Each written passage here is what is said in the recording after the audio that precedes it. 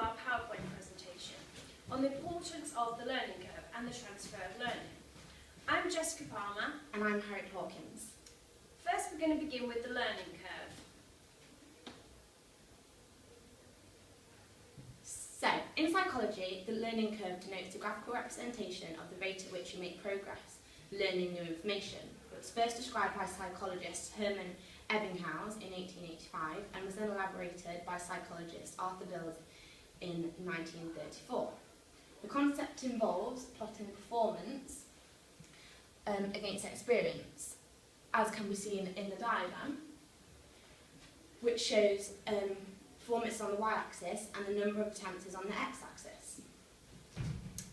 So, what the graph shows, the learning curve shows the initial learning is much slower and more difficult due to the fact we were unfamiliar with the task, and so we do not know what resources will be best to tackle that particular task. The visual representation of the learning curve will be steeper, showing this slower learning. However, as our learning becomes more efficient, we are able to use the correct resources when dealing with the task, so the visual representation of the curve will be much steeper. There comes a point when we become so efficient at carrying out the task that the learning curve will just be a continuous horizontal line. The newer the knowledge of the task, the steeper the curve will be. The learning curve can also be conceptualised as a cumulative cost. This means that the learning curve is a graphical representation of the common sense principle, that the more one partakes in tasks, the better one gets at it. The learning curve shows the rate of improvement in performing a task as a function of time, or the rate of change in average cost, in hours or dollars, as a function of cumulative output. As the cumulative output is doubled, the average unit cost declines by a constant percentage. For example, an 80% learning curve means that per unit average cumulative cost in hours or dollars falls to 80% of the previous per unit average cumulative cost as the cumulative cost output doubles. Okay, so workplace learning.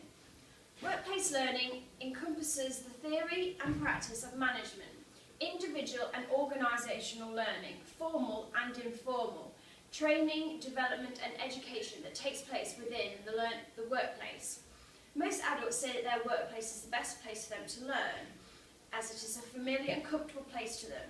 They respond to opportunities to help them do their jobs better, whether that training is learning on the job or through formal courses. They are also more motivated workers if they feel that they are being invested in with learning opportunities or skills with training.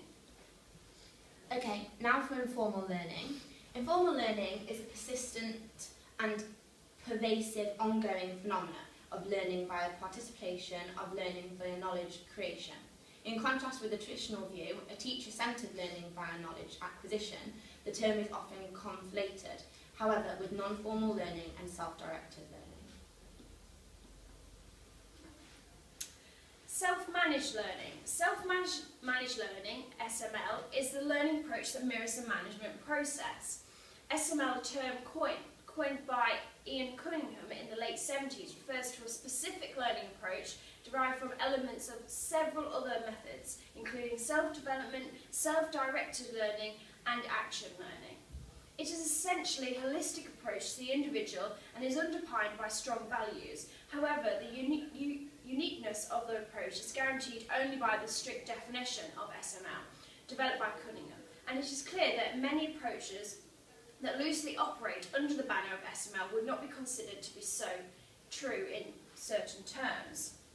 The elements of SML focus on individual responsibilities for learning in a way that reflects the natural management process, as opposed to being tough to an impassive, more traditional way.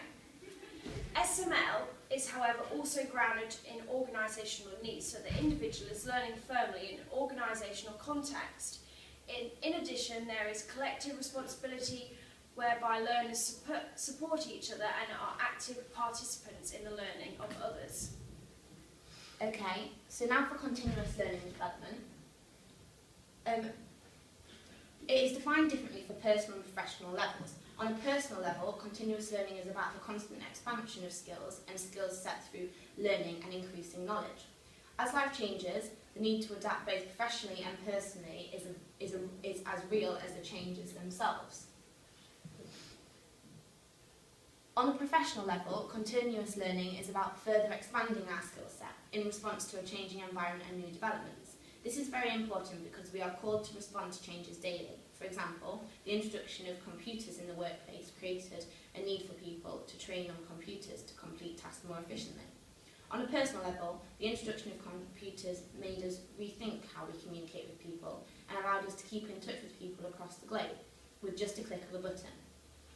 So to conclude, the learning curve is a valuable measure of performance against experience. Most companies need it if they want to work out the efficiency of the company. It can be used to monitor the different forms of learning in order to get the best results out of the company.